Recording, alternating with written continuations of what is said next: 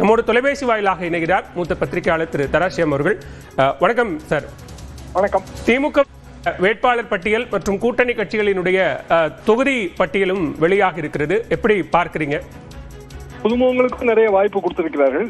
ஏற்கனவே இருக்கிற சிட்டிங் எம்எல்ஏக்கள், சிட்டிங் மினிஸ்டர்ஸ், அவர்களுக்கான வாய்ப்பு அதிகமாக தெரிகிறது. பொதுவாக நமக்கெல்லாம் தெரிந்த வேட்பாளர்கள் நிறைய தொகுதிகளிலே எல்லோருக்குமே தெரிந்த வேட்பாளர்களாக இருக்கிறார்கள்.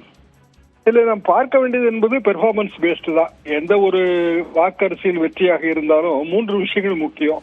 ஒன்று முதலமைச்சர் யார், இரண்டாவது கேண்டிடேட் மெரிட், வேட்பாளரின் நல்லெண்ணம், நன்னம்பிக்கை, அவர் சார்ந்த ஜாதி, இதெல்லாம். மூன்றாவது களப்பணி, தொண்டர்களின் களப்பணி. இதுல கூட்டணி கட்சிகளுக்கான தொகுதி, அந்த தொகுதிகளிலே கூட்டணி கட்சிகள் வெற்றி பெற்றே ஆக வேண்டும் என்கிற நிர்பந்தம்.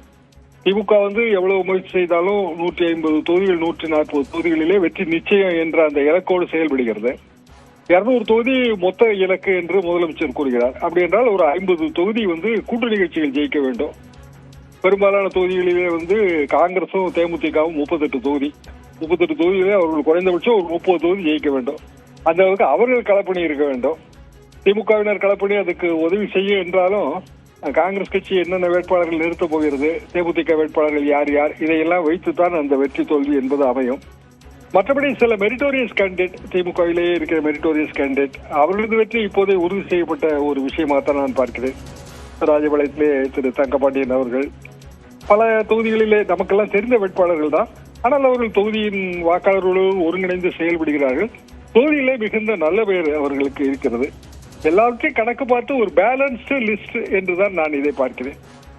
களத்துல ஒரு 4 முனை போட்டி உருவாகி இருக்கிறது. களம் கொஞ்சம் கடினமாக இருக்கும் அப்படிங்கிற அடிப்படையில் ஒரு 60 புதுமுகங்கள் உள்ள வந்திருக்கிறாங்க. இளைஞர்கள் அதுல பெரும்பான்மையானவர்களாக இருக்கிறார்கள் அப்படின்னு பார்க்கலாமா? கண்டிப்பாக பார்க்கலாம். இளைஞர்கள் பெரும்பாலும் தெரிகிறார்கள். பட்ட மேற்படிப்பு முடித்தவர்கள், மருத்துவர்கள், இவர்களும் பெரும்பாலும் நிறைய தெரிகிறார்கள். அதெல்லாம் பாசிட்டிவான விஷயங்கள் தான். அதிமுக பட்டியலிலும் அப்படிதான் இருக்கும். இதுல உண்மையிலே பார்க்க வேண்டியது என்றால், திமுகவை பொறுத்தவரையிலே அந்த வேட்பாளர்களில் கண்டிப்பாக வெற்றி பெறக்கூடியவர்கள் என்கிற ஒரு பட்டியல் இருக்கிறது. அந்த பட்டியலை தாண்டி நாம் பார்க்க வேண்டும். பட்டியலை தாண்டி பார்க்கும்போது இந்த புதுமுகங்கள், அவர்களது பெர்ஃபார்மன்ஸ், எப்படி அவர்கள் உண்மையிலே பணியாற்ற போகிறார்கள், இதெல்லாம் நமக்கு உண்மையிலேயே தெரியாது. அது எல்லாமே யூகம்தான். ஆனால் ஒட்டுமொத்தமாக 3வது அணி, 4வது அணி, இவர்கள் பிரிக்க போகிற வாக்கு, இதை வைத்து ஒரு கணக்கெடுக்கலாம். 3வது அணி என்றால் தமிழக வெற்றி கழகம் மற்றும் நாம் தமிழர் கட்சி. இந்த 2 கட்சிகளுக்குமான வாக்கு வங்கி என்பது பொதுவாக நாம் தமிழர் கட்சிக்கு ரூரல் ஏரியாவில் வாக்கு வங்கி இருக்கிறது. தமிழக வெற்றி கழகத்துக்கு ரூரல் ஏரியாவில் கட்டமைப்பும் இல்லை, வாக்கு வங்கியும் இல்லை. அதே நேரத்தில் அர்பன் ஏரியாவில் வாக்கு வங்கி இருக்கிறது. அப்படி என்றால் ஆவரேஜ் சாதாரணமான ரூரல் ஏரியா ஒரு 100 முதல் 120 தொகுதிகள். தமிழக வெற்றி கழகத்தை பொறுத்தவரையிலே 5000 ஓட்டு, 6000 ஓட்டு வாங்கக்கூடிய அளவுக்கு தான் அவர்களுக்கு கெப்பாசிட்டி இருக்கிறது. ஆனால் அதே தொகுதிகளிலே சீமானுக்கு வாக்கு வங்கி அதிகமாக இருக்கிறது.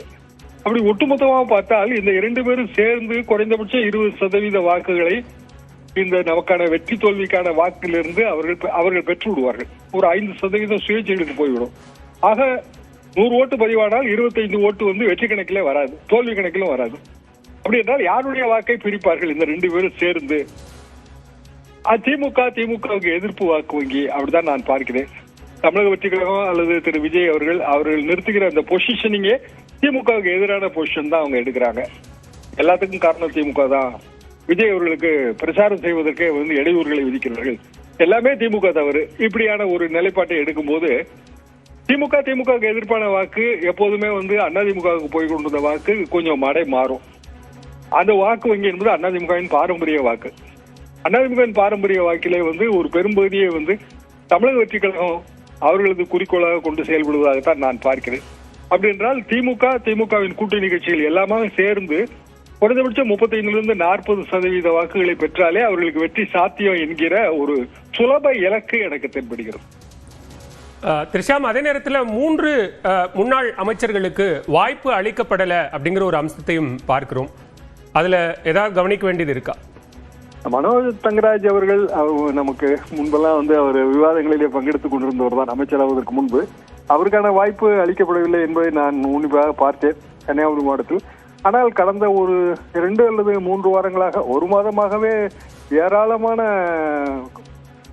நியூஸ், அதாவது அவரை பற்றிய ஒரு நெகட்டிவ் நியூஸ் வந்து கொண்டே இருந்தது. என்ன காரணம் என்று தெரியவில்லை. பொதுவாக தேர்தல் நெருங்கும் போது அரசியல்வாதிகள் அந்த நெகட்டிவ் நியூஸ் வராமல் பார்த்துக் கொள்வார்கள். ஆனால் இங்கு ஏராளமான நெகட்டிவ் நியூஸ், குறிப்பாக சோசியல் மீடியாவில். இப்போ சோசியல் மீடியா இன்றைக்கு அது பெரிய ரோல் பிளே பண்ணுகிறது. முன்பெல்லாம் பத்திரிகைகள் என்ன ஒரு பங்கு அளித்தார்களோ அதை விட மிக மிக அதிகமான பங்கு சோசியல் மீடியா அளிக்கிறது.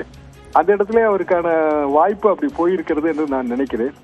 ஆனால் இன்னொரு அமைச்சர், அவருக்கு வாய்ப்பு மறுக்கப்பட்டாலும் காந்தி அவர்களுக்கு அவரது மகனுக்கு வாய்ப்பு கிடைத்திருக்கிறது. குடும்பத்திலிருந்து ஒருவர் என்று அவர்கள் நினைத்திருக்கலாம். எனவே மூன்று அமைச்சர்களுக்கான வாய்ப்பு மறுக்கப்பட்டதற்கு பின்னணியிலே இன்னென்ன காரணங்கள் இருப்பதாக மட்டும்தான் நான் யூகிக்கிறேன். துரைமுருகன் அவர்கள் பொதுச் செயலாளர், சீனியர் மோஸ்ட், அவருக்கு உடல்நலம் சரியில்லை, இருந்தாலும் வாய்ப்பு கொடுத்திருக்கிறார்கள். அது சீனியாரிட்டிக்கு கொடுக்கப்பட்ட மரியாதை என்று நான் நினைக்கிறேன். மிக்க நன்றி திரு ஷியாம், இணைப்பில் பல்வேறு பகுப்பாய்வுகளையும் பகிர்ந்து கொண்டமைக்கு.